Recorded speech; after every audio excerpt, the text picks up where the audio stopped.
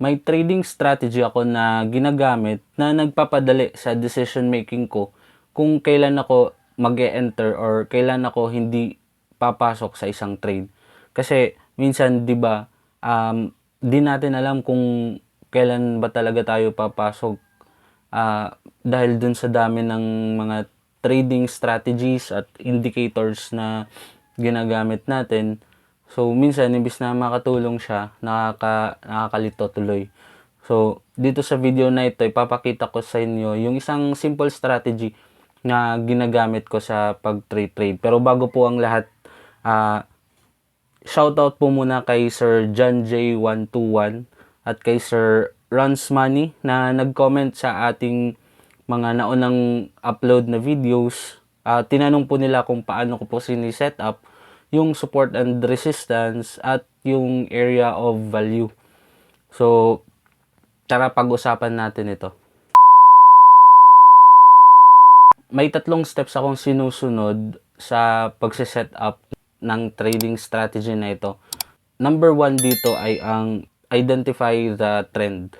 So, maganda i-identify natin yung trend kasi dito natin malalaman kung anong position ang dapat natin i-trade. Like for example, pag bullish or uptrend ang isang trend ng market, dapat maghanap tayo ng long position. We will not go against the trend kasi mahirap yon. Kung bullish yung trend, maghanap tayo ng long position. Kung bearish ang trend, maghanap tayo ng short position. So, yun yung number 1.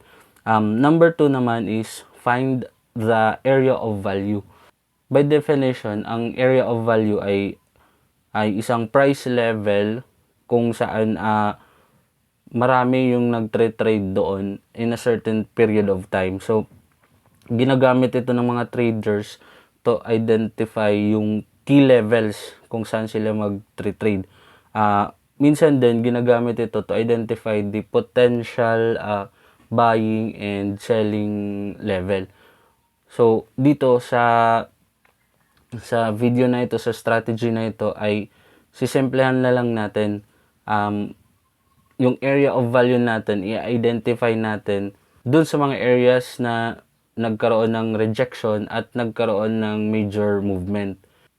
Pag na-set up na natin yung area of value, gagawin na natin yung step 3, which is the decision making.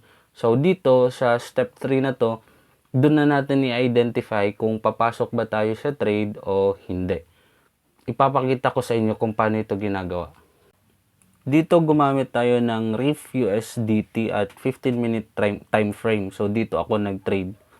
So, yung step number 1 is yung i-identify natin yung trend ng market.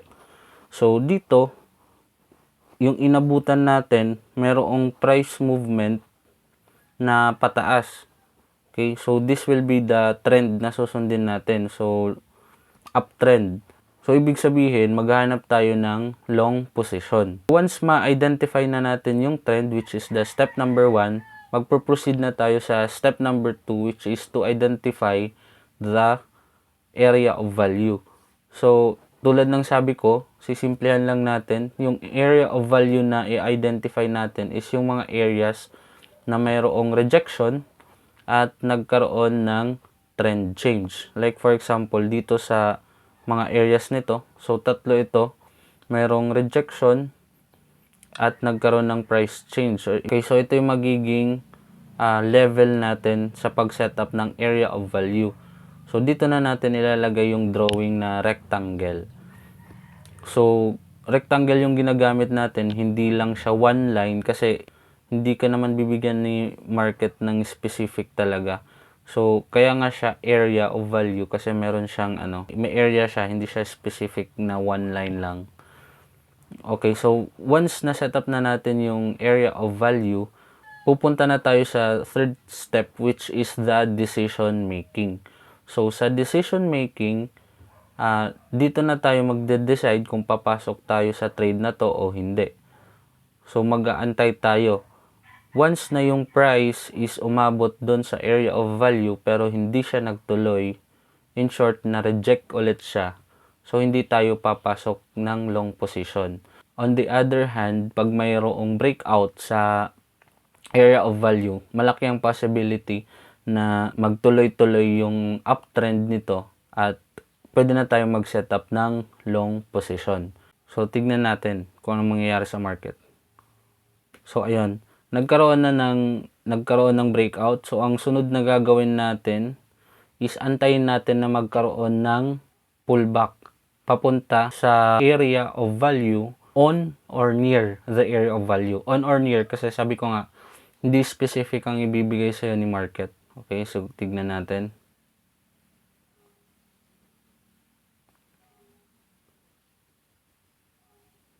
Okay, so ito naglagpas siya. So sabi ko nga, hindi specific ang ibibigay sa'yo ni market. Pero kahit naglagpas siya, bumalik pa rin siya. Meron siyang isang malaking green candlestick. So malakas na bullish candle ito. Okay, bumalik siya, no? Tapos nagkaroon ulit siya ng pullback at meron isang bullish candle. So dito na tayo mag-enter. So dito, masasabi natin na malaking percentage na tataas or magko-continue yung uptrend ng market. So set mo lang po yung stop loss doon sa bandang ibaba nung last na lower level or di kaya gamitin yung ATR strategy which is nandito sa video na ito. And then set your TP or profit, take profit, and then antayin mo na lang kung anong mangyayari sa market. So, ayan. So, another example, ZEC-USDT. So, identify natin yung trend. Okay, meron siyang higher, higher, low. So, uptrend. So, long position tayo. At identify natin yung area of value. So, ito, yung area of value na nakita natin. So, mag-draw na tayo ng rectangle for area of value. And then, same po kanina. Kapag magtuloy-tuloy may breakout, may pullback at mayroong isang bullish candle, pwede tayong mag-enter. Okay, so antayin natin. Okay, so nagkaroon siya ng breakout, may pullback at meron siyang isang bullish candle. So napakalakas ng bullish candle na ito. Pwede na tayong mag-enter for a long position yan. Set yung stop loss and set target profit. Okay. So, next example, Sushi USDT. So, dito, merong uptrend. May higher, higher, higher, low. Hindi nga lang ganun ka-prominent. So, area of value. Okay, set ng rectangle drawing. Same pa rin dun sa strategy natin. So, tignan natin. Ay, yun. Hindi siya nag-break.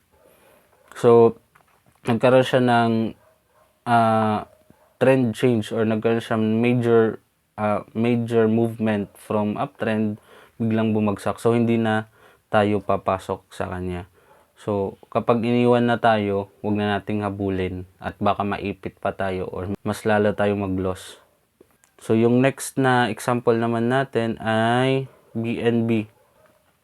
Ayan, hanapin natin yung trend. Okay. Trend, tapos area of value. So, yung area of value ko dito is dito sa may part bandang para may consolidation siya. So, dito ako nag-set up ng area of value.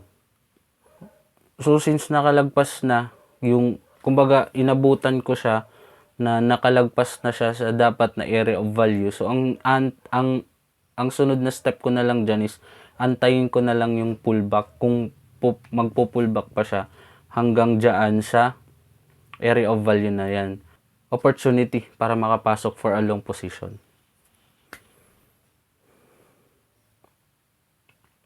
So, ayun, nag-pullback na siya at mayroong green candle. So, pwede na akong mag-enter.